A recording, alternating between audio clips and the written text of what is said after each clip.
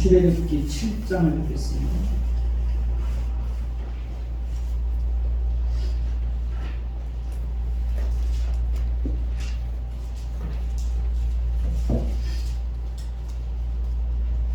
출애굽기 7장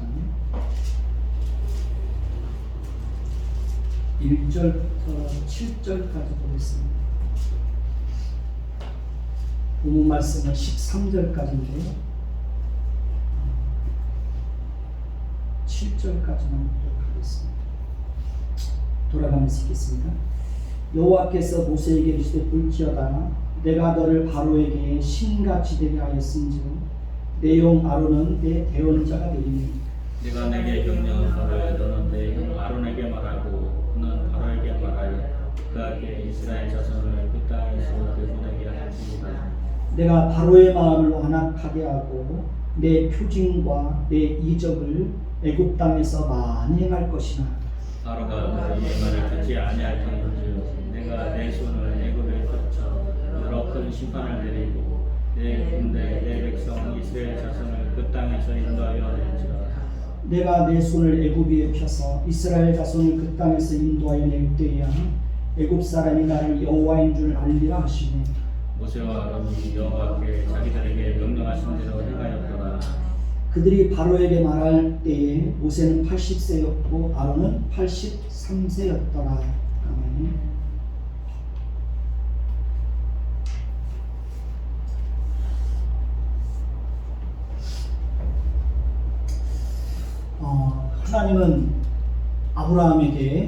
하나님은 아브라함과 이삭과 야곱에게 전능의 하나님으로 나타났으나 하나님의 이름을 여호와로는 그들에게 알리지 아니하였다고 말씀을 하셨죠. 물론 그들도 하나님이 어떤 분인지에 대해서 잘 알고 있었습니다. 하나님은 그들에게도 자신이 어떤 분인지에 대해서 알 수 있도록 충분히 보여주셨고 충분히 경험하게 하셨습니다. 그러나 그들은 여호와 하나님에 대해서는 경험하지 못하였습니다. 하나님은 아브라함에게 그의 후손들로 하여금 가나안 땅을 기업으로 얻게 하여 그 땅에서 거주하게 하시겠다고 약속하셨습니다. 아브라함은 언약의 당사자이죠. 이삭과 야곱은 그 언약의 계승자입니다. 그들은 하나님으로부터 약속을 받은 자들이지만 하나님의 약속이 그들의 생애 속에서 실제로 이루어지는 것을 그들은 경험했나요? 못했나요? 경험했나요? 못했나요? 그들은 경험하지 못했죠. 그러나 이제 하나님은 자신의 언약을 따라서 아브라함과 이삭과 야곱에게 약속하신 것을 그들의 후손들을 통해서 이루어 주시겠다고 말씀하고 있습니다. 그런 의미에서 하나님은 자신의 이름을 여호와로 알리시겠다고 말씀하고 있습니다. 역사의 주인이신 하나님께서 이제 때가 되어서 자신이 약속하신 것을 성취하시고자 하시는 것입니다.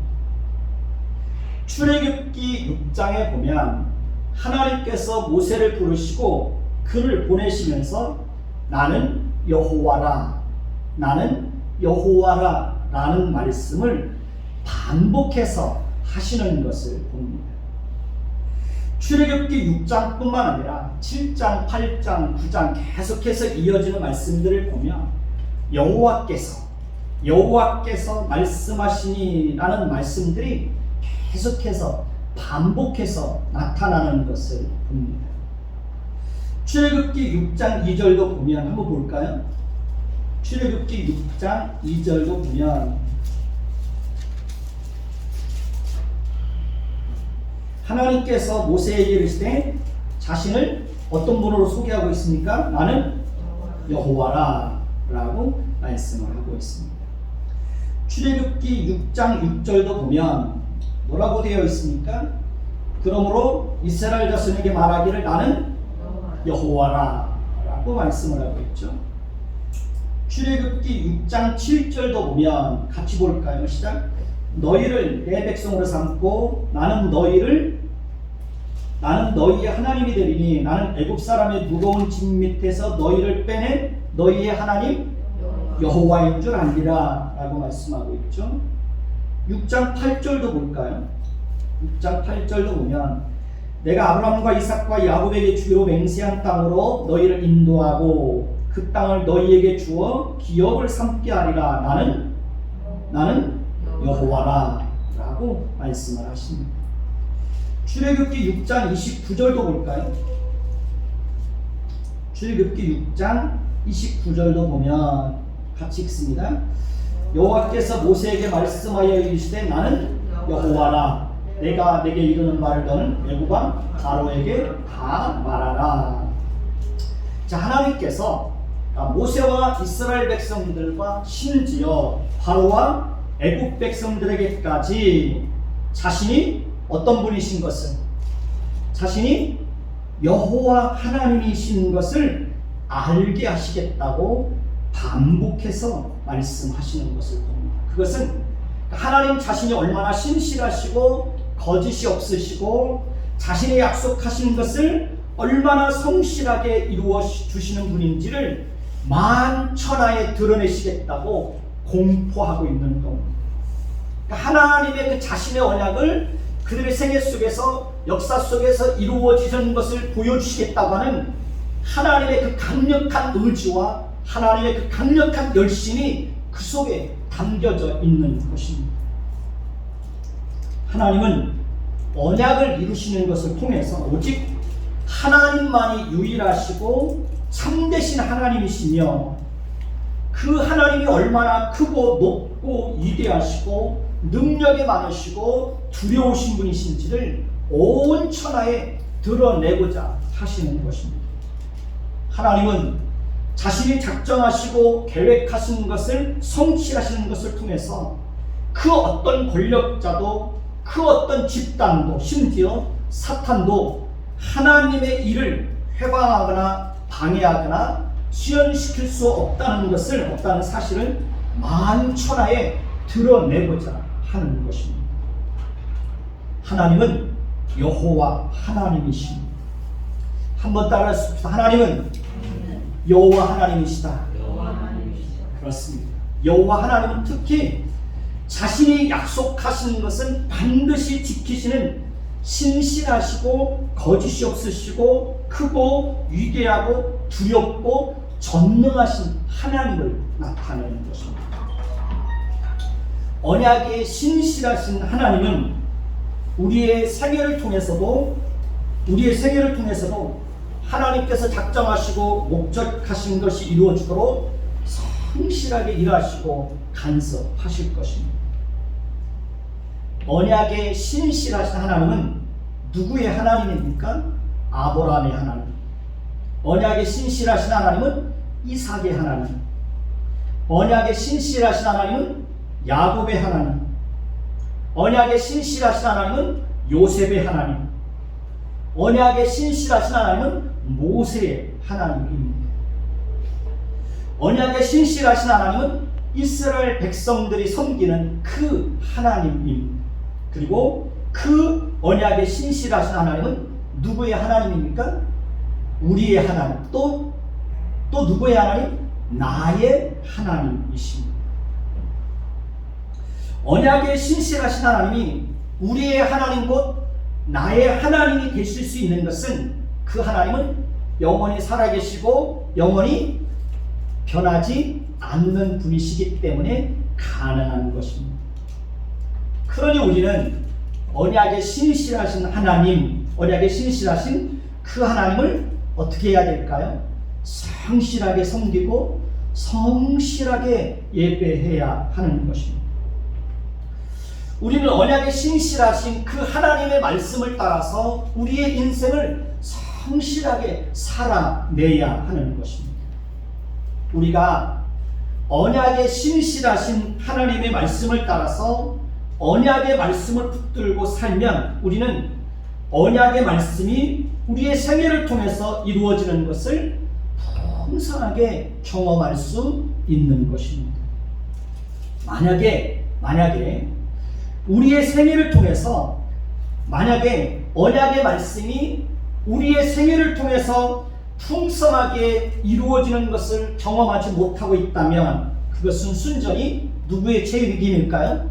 우리의 책임입니다. 왜냐하면 우리가 그 언약의 말씀을 따라서 우리의 인생을 살지 않기 때문에 언약의 신실하신 하나님께서 자신의 언약을 풍성하게 이루어 주시는 것을 경험하지 못하는 것입니다. 그러니까 하나님을 섬기면서도 늘 영적으로 가난하게 사는 겁니다. 하나님은 절대로 하나님의 말씀을 따라서 성실하게 사는 사람들을 외면하거나 실망시키지 않습니다. 하나님은 긍휼과 사랑과 은혜가 풍성하신 분이십니다. 하나님은 모든 것을 아시고 모든 것을 자세히 살펴서 아시는 분이십니다. 하나님은 우리가 어떻게 살아가고 있는지 다 알고 있습니다. 어떤 삶의 자세를 가지고 어떤 마음을 가지고 우리가 어떻게 살아가는지 하나님은 우리의 모습들을 다 지켜보고 있습니다. 하나님은 은밀한 가운데서 보시고 때가 되면 은밀한 가운데서 다 갚아주실 때가 있습니다. 당대에 갚아주지 않으면 후손들에게 하나님께서 반드시 복을 주실 것입니다. 창세기 7장 1절을 보면 출애굽기 7장 1절을 보십시오. 거기 보면 여호와께서 모세에게 이르시되 내가 너를 바로에게 어떻게?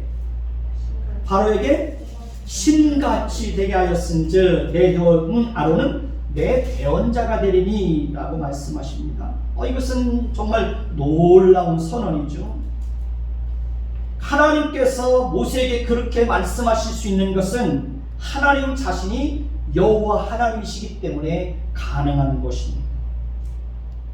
이 세상에서 아무리 뛰어난 능력과 실력과 대단한 권세를 가지고 있는 사람이라고 할지라도 다른 사람을 향하여서 내가 너를 신과 같은 존재가 되게 할 것이다 라는 말을 할 수 있을까요? 없을까요? 할 수 없습니다. 왜냐하면 그들은 한 인간에 불과할 뿐만 아니라 그들에게는 그렇게 할 수 있는 능력이 있어요? 없어요? 그렇게 할 수 있는 능력이 없습니다. 그런데 하나님은 모세에게 내가 너를 바로에게 신과 같이 되게 하시겠다라고 선언하고 있습니다. 이 말씀은 하나님께서 모세를 통해서 바로와 애국 백성과 온 천하에 모세를 통해서 하나님 자신이 어떤 분인지를 분명하게 보여주시겠다는 것을 선언하고 있는 것입니다. 하나님은 실제로 출애굽과 40년 광야 생활을 지내는 동안 모세를 통해서 하나님 자신이 어떤 분인지를 분명하게 보여주셨습니다. 하나님은 모세를 통해서 바로에게 하나님의 명령을 전하게 하셨습니다. 하나님은 바로 왕 앞에서 모세의 말대로 다 이루어지게 하였습니다. 하나님은 모세를 통해서 바로와 애굽 땅에 많은 표적과 기적을 보여주셨습니다. 하나님은 모세를 통해서 이스라엘 백성들에게 말씀을 주셨습니다. 하나님은 모세를 통해서 이스라엘 백성들을 만나 주셨습니다. 하나님은 모세를 통해서 이스라엘 백성들에게 십계명의 말씀을 주셨습니다. 하나님은 모세의 기도를 들어주시고 이스라엘 백성들에게 진노 중에라도 긍휼과 자비를 풍성하게 베풀어 주셨습니다. 마찬가지로 하나님은 예수님을 통해서 우리에게 말씀해 주셨습니다. 하나님은 예수님을 통해서 많은 기적을 행하셨습니다. 하나님은 예수님을 통해서 하나님의 어떤 분인지를 우리에게 분명하게 보여주셨습니다. 하나님은 예수님을 통해서 하나님의 사랑이 얼마나 크고 위대하고 놀라운지를 우리에게 보여주셨습니다. 하나님은 예수님을 통해서 우리를 만나 주셨습니다. 하나님은 예수님을 통해서 우리를 죄와 비참함과 영원한 멸망으로부터 우리를 구원해 주셨습니다. 하나님은 예수님을 통해서 우리에게 부활과 천국에 대한 산 소망을 갖게 하셨습니다. 하나님은 예수님을 통해서 우리의 모든 죄를 다 용서해 주시고 의롭다 여겨 주시고 우리를 하나님의 백성, 하나님의 자녀가 되게 하셨습니다. 하나님은 예수님이 하나님의 아들이요 하나님이라는 사실을 친히 증명해 보여주셨습니다. 예수님은 지금도 우리를 위해서 간구하십니다. 우리는 지금도 예수님의 공로를 의지해서 언제라도 하나님 보좌 앞에 담대하게 나가서 하나님을 만날 수 있습니다. 그것이 바로 기도요, 그것이 바로 예배인 것입니다. 하나님은 지금도 우리가 예수님의 이름으로 기도할 때 어떻게 하십니까? 우리의 기도를 들으시고 우리의 기도에 응답해 주십니다. 하나님은 이제 저와 여러분들을 통해서 하나님 자신이 어떤 분인지를 세상 속에서 드러내시기를 원하시는 것입니다. 하나님은 이제 저와 여러분들을 통해서 세상 사람들을 만나주시기를 원하는 겁니다. 하나님은 이제 저와 여러분들을 통해서 하나님이 어떻게 일하시는 분이신지를 드러내시기를 원하십니다. 하나님은 이제 저와 여러분들을 통해서 우리가 만나는 사람들에게 하나님의 성품을 보여주기를 원하십니다. 하나님은 이제 저와 여러분들을 통해서 소외되고 가난한 이웃들을 만나주시기를 원하십니다. 하나님은 이제 저와 여러분들을 통해서 세상 앞에 하나님의 지혜를 드러내기를 원하십니다. 하나님은 저와 여러분들을 통해서 세상 속에 하나님 나라의 통치 원리인 긍휼과 공의와 정의를 드러내기를 원하시는 것입니다. 하나님은 저와 여러분들을 통해서 세상 속에 정의를 강물처럼 흘려보내기를 원하시는 것입니다. 하나님은 그 일을 위해서 우리를 세상 속으로 보내시고 세상 속에서 빛과 소금의 역할을 다하라고 우리에게 말씀하고 있습니다. 우리가 그렇게 살기 위해서는 제가 끊임없이 여러분들에게 말씀을 드리지만 하나님의 성품을 알아야 됩니다. 우리 속에 하나님의 성품이 충만히 있어야 됩니다. 우리 속에 하나님의 지혜가 충만해야 됩니다. 하나님을 아는 지식이 충만해야 됩니다. 말씀을 바르게 하는 지식이 충만해야 됩니다. 그리고 우리는 그렇게 되기 위해서 끊임없이 기도하고 끊임없이 노력해야 되는 것입니다. 세상은 온갖 악하고 더러운 것들로 가득 차 있습니다. 세상은 부정과 부패와 속임과 불의와 거짓과 악독과 악의가 세상 속에 가득해 있습니다. 세상은 죄악들로 인하여 썩은 냄새가 진동을 합니다. 우리는 세상의 가치와 세상의 정신을 거스려서 살아야 되는 것입니다. 우리는 하나님의 지혜를 가진 사람들답게 무엇을 하든지 거룩하고 정직하고 성결하게 해야 합니다. 우리는 무엇을 하든지 내면의 동기를 바르게 살필 줄 알아야 합니다. 우리가 어떤 동기로 무엇을 하려고 하는지, 내면의 동기가 진정 하나님의 영광을 위하는 것인지, 하나님을 기쁘시게 하기 위한 것인지, 아니면 자신의 의를 드러내고 자신을 자랑하고 자신의 욕심을 채우기 위한 것인지, 우리는 자신의 내면 속에 감추어져 있는, 숨겨져 있는 그 진실한 동기가 무엇인지를 끊임없이 살필 줄 알아야 합니다. 우리는 무슨 일을 하든지 순수하고 바른 동기로 해야 합니다. 사람들의 행동과 사람들의 말을 들어보면 그 사람이 정말 어떤 동기로 그 일을 하려고 하는지 그 동기가 다 보이지 않습니까? 우리는 내면의 동기를 꿰뚫어 볼 줄 아는 그런 통찰력을 가져야 됩니다. 그런 통찰력은 자신의 내면 속에 감추어져 있는 동기를 끊임없이 살필 줄 아는 사람이 다른 사람들의 말과 행동을 볼 때 그 사람이 어떤 동기를 가지고 그 일을 하려고 하는지 그 사람 속에 감추어져 있는 은밀한 그 동기들을 꿰뚫어 볼 줄 아는 지혜를 갖게 되는 것입니다. 지도자를 뽑을 때도 그 사람 속에 가지고 있는 내면의 동기를 꿰뚫어 볼 수 있어야 되는 거예요. 그래야 국민들을 현혹하는 말에 속지 않는 거예요.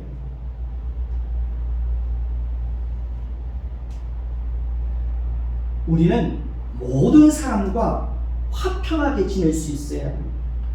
우리는 다른 사람들과 등 돌리고 원수 맺고 그렇게 살면 안 됩니다. 우리는 다른 사람을 불편하게 하는 말이나 행동을 자제하고 절제할 줄 알아야 됩니다. 우리는 다른 사람들의 실수와 허물에 대해서 너그럽게 용서하고 관용을 베풀 줄 알아야 합니다. 우리는 항상 다른 사람을 대할 때 친절하고 따뜻하게 대할 줄 알아야 합니다. 우리는 다른 사람의 말을 경청할 줄 알아야 됩니다. 특히 우리는 하나님의 말씀을 청종할 줄 알아야 됩니다.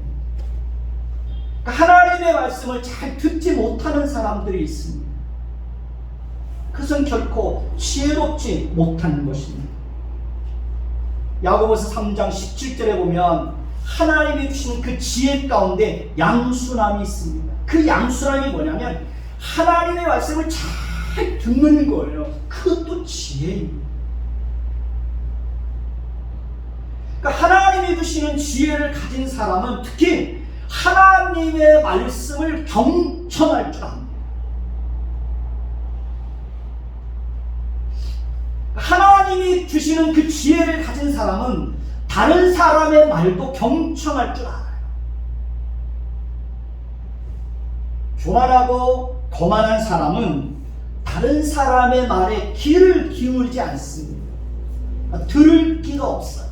들을 기가 없습니다. 그러니까 하나님의 말씀을 듣지 않는 것이 습관이 되어버린 사람들이 있습니다.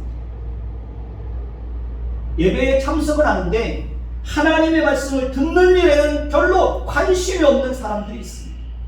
그것은 하나님이 주시는 지혜가 없기 때문에 그런 것입니다.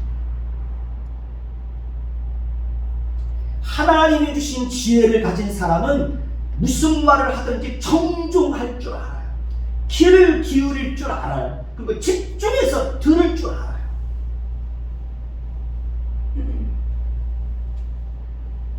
하나님이 주시는 지혜를 가진 사람은 긍휼을 베풀 줄 압니다.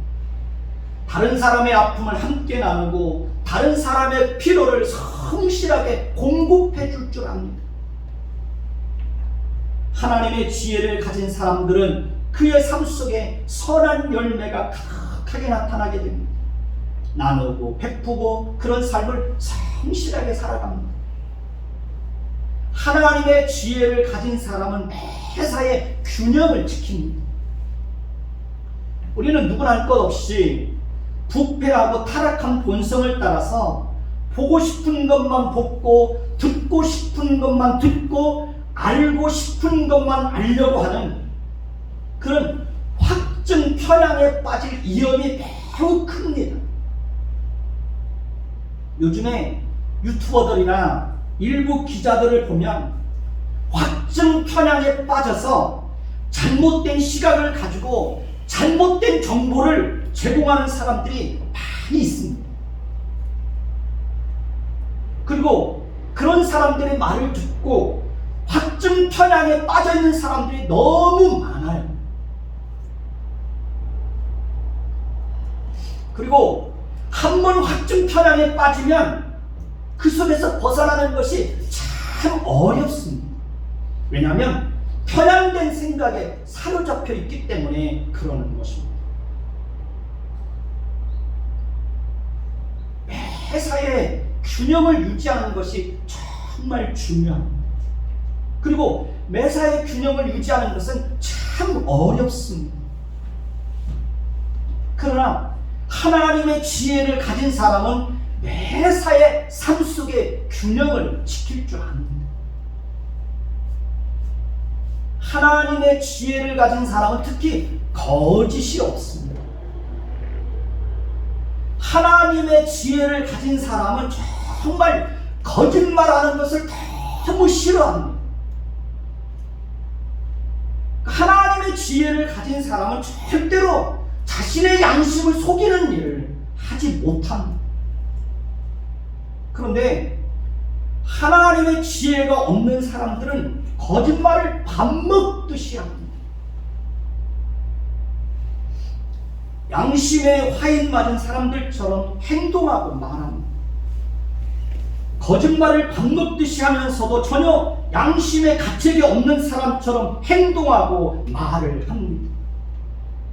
나라의 지도자가 되겠다고 나선 사람 중에도 거짓말을 밥 먹듯이 하는 사람이 있습니다. 우리는 그런 사람의 말에 속으면 안 되는 겁니다.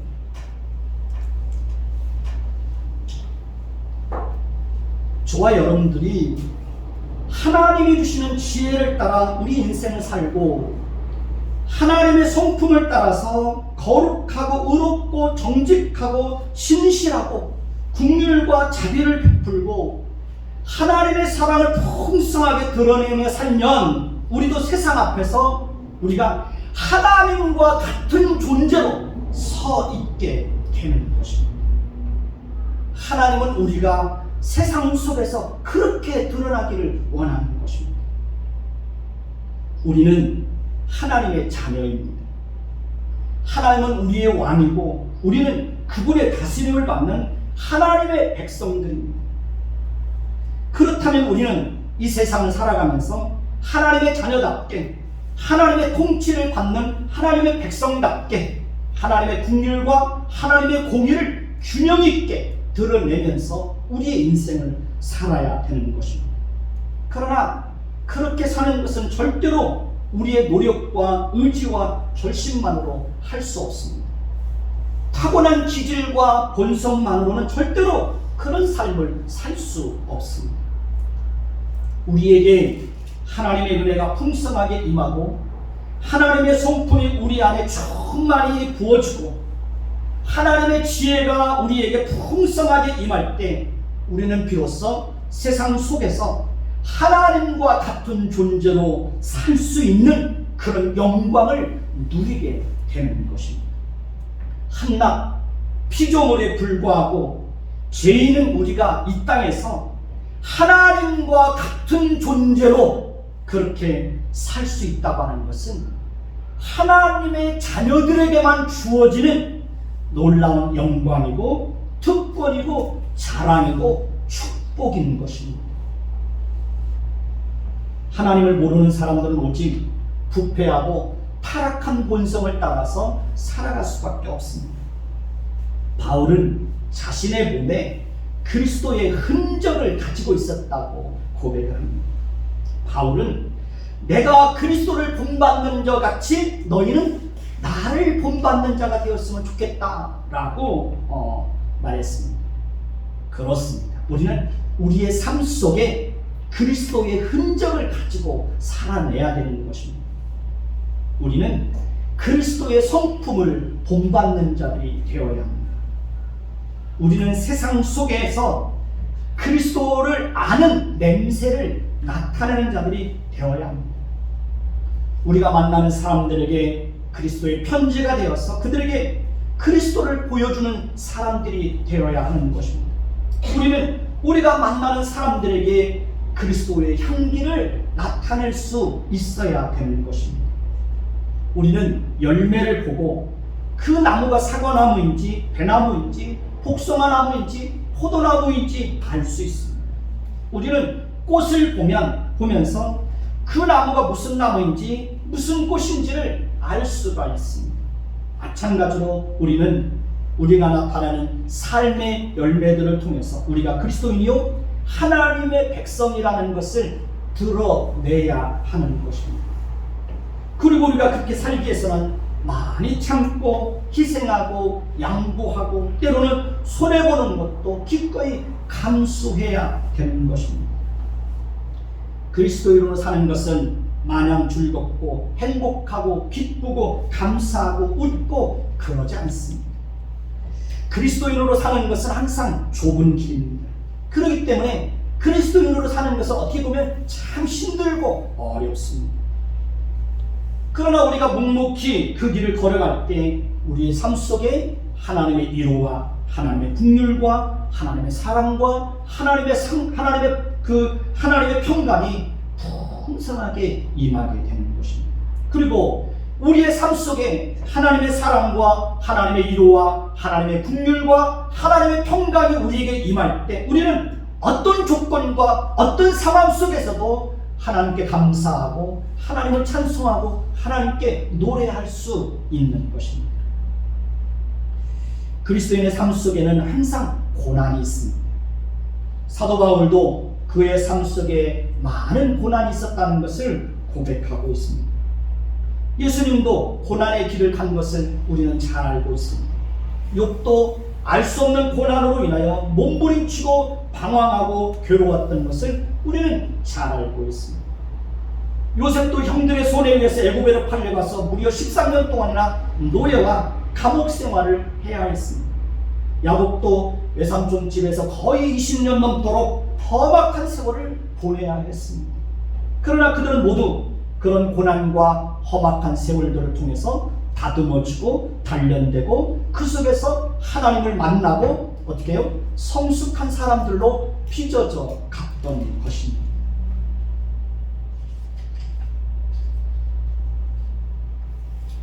하나님은 모세에게 하나님의 명령을 바로에게 전하라고 말씀하셨습니다.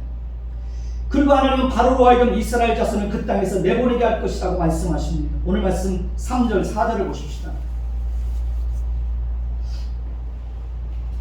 3절 제가 있습니다.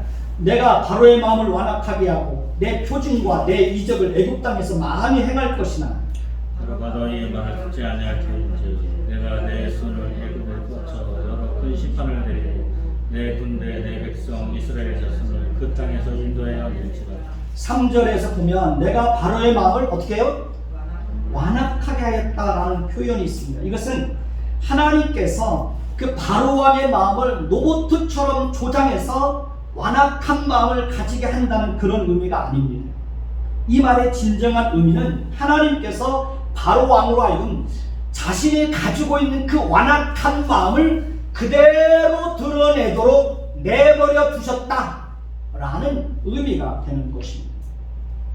그러니까 하나님은 바로 왕으로 하여금 완악한 마음 그대로 행하도록 내버려 두시고 그 땅에 무서운 재앙과 큰 심판을 내리시는 것을 통해서 결국에는 하나님께서 애굽 땅에서 하나님의 백성들을 인도하여 내시는 것을 봅니다.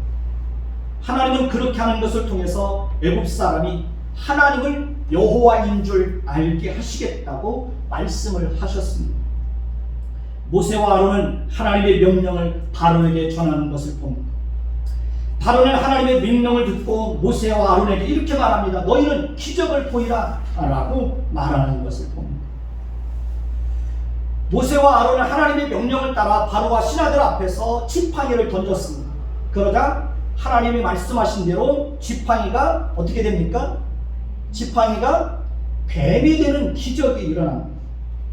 근데 바로는 그것을 보고도 전혀 놀라지 않습니다. 애굽 사람들은 태양신을 섬기고 있었습니다. 그러니까 태양을 신처럼 섬기는 거예요. 애굽 사람들은 바로를 태양의 아들로 여기고 바로를 신처럼 섬기고 있었습니다. 자, 바로는 이제 태양신을 섬기는 제단에서 일하는 제사장들을 불러서 그들에게도 모세와 아론이 행하는 것과 같은 이적을 행하라고 명령을 합니다. 그러자 그들은 바로의 명령을 따라서 그들이 가지고 있던 지팡이를 던집니다. 근데 그들이 던진 지팡이가 어떻게 됩니까? 똑같이 뱀으로 변하는 이적이 일어납니다. 그런데 아론의 지팡이가 그들의 지팡이를 삼켜버립니다. 놀라운 일이 일어났죠. 자, 이것을 통해서 하나님은 하나님만이 참되고 유일하신 분이라는 것을 바로와 신하들과 태양신을 섬기는 제사장들 앞에서 분명하게 보여주셨습니다. 그러니까 하나님은 너희가 섬기는 태양신은 거짓된 것이고 가짜라는 것을 온 천하에 그들 앞에서 분명하게 보여준 것입니다. 오늘날 이방신을 섬기는 자들 중에서도 어떤 현상을 통해서 이적이라는 것을 보여주기도 합니까? 안 합니까? 이적이라는 것을 보여주기도 합니다. 그리고 사람들이 그것을 보고 현혹되어서 이방신들을 섬기기도 합니다. 그러나 그들이 섬기는 신은 다 거짓된 것이고 가짜들입니다. 만들어낸 것입니다. 그들이 섬기는 신은 실제로 존재하지도 않습니다. 그들은 하나님이 만들어 놓은 피조물을 신으로 여기고 섬깁니다. 그들은 자신들이 만들어 놓은 어떤 형상들을 신격화하고 신으로 섬깁니다. 그들은 자신들이 알지도 못하는 미지의 신을 신으로 섬깁니다. 다 거짓된 것이고 다 뭡니까? 가짜들입니다. 그러니까 가짜 신을 신처럼 섬기고 있는 거예요. 하나님만이 유일하고 참되신 분이십니다. 우리가 마땅히 섬겨야 될 분은 오직 하나님 한 분밖에 없습니다. 앞으로 살펴보겠지만 태양신을 섬기는 제사장들도 모세와 아론처럼 나일강이 피로 변하는 이적을 일으키기도 하고요, 애굽 땅에서 개구리 떼가 올라오게 하는 이적을 일으키기도 합니다. 그러나 그들이 할 수 있는 것은 거기까지였습니다. 그들은 더 이상 다른 이적을 일으키지 못하였습니다. 태양신을 섬기는 제사장들은 그때서야 비로소 모세와 아론을 통해서 이적을 행하시는 분이 참된 하나님이라는 것을 인정하게 되는 것을 봅니다. 그들도 하나님의 권능이 임하였다는 것을 인정하게 됩니다. 계속해서 살펴보겠지만 그들도 하나님이 내리는 재앙으로 인하여 태양신을 섬기는 그 제사장들에게도 하나님의 재앙이 임해서 큰 고통을 당하게 되는 것을 봅니다. 오늘 말씀 13절을 보십시오. 오늘 말씀 13절 같이 봅니다. 시작. 그러나 바로의 마음이 완악하여 그들의 말을 듣지 아니하니 여호와의 말씀과 같더라. 하나님께서 바로의 마음이 완악한 대로, 그가 가지고 있는 완악한 마음을 그대로 드러내도록 하나님이 어떻게 하는 거예요? 내버려 두는 거예요. 내버려 두는 거예요. 자, 14절도 볼까요? 14절 같이 봅니다. 시작. 여호와께서 모세에게 이르시되 바로의 마음이 완강하여 백성 보내기를 거절하는도다. 자, 그럼에도 불구하고 하나님은 자신이 작정하신 것을 성취하기 위해서 모세와 아론을 다시 바로에게 보내어 하나님의 명령을 전하게 하는 것을 봅니다. 19절을 볼까요? 19절을 봅니다. 자, 같이 읽습니다. 시작. 여호와께서 또 모세에게 이르시되 아론에게 명령하기를 내 지팡이를 잡고 내 팔을 애굽의 물들과 강들과 운하와 못과 모든 호수 위에 내밀라 하라. 그것들이 피가 되니 애굽 온 땅과 나무 그릇과 돌그릇 안에 모두 뭐가 있으리라? 피가 있으리라. 하나님은 애굽 전역에 물이 있는 모든 것이 어떻게? 물이 있는 모든 것에 피가 있는 재앙이 임하게 될 것이라고 말씀을 하십니다. 하나님은 말씀대로 모세와 아론이 지팡이를 가지고 나일강을 치자 그 물이 다 피로 변하고 나일강의 고기가 다 죽고 강물에서는 악취가 나고 애굽 사람들은 나일 강물을 마실 수 없게 되었다고 말합니다. 하나님의 무서운 재앙이 애굽 땅에 임한 것입니다. 그러나 22절을 보면 22절을 보십시오. 22절 같이 읽습니다. 자, 바로가 돌이켜 궁으로 들어가고 그 일에 관심을 가지지도 아니하였고 라고 말합니다.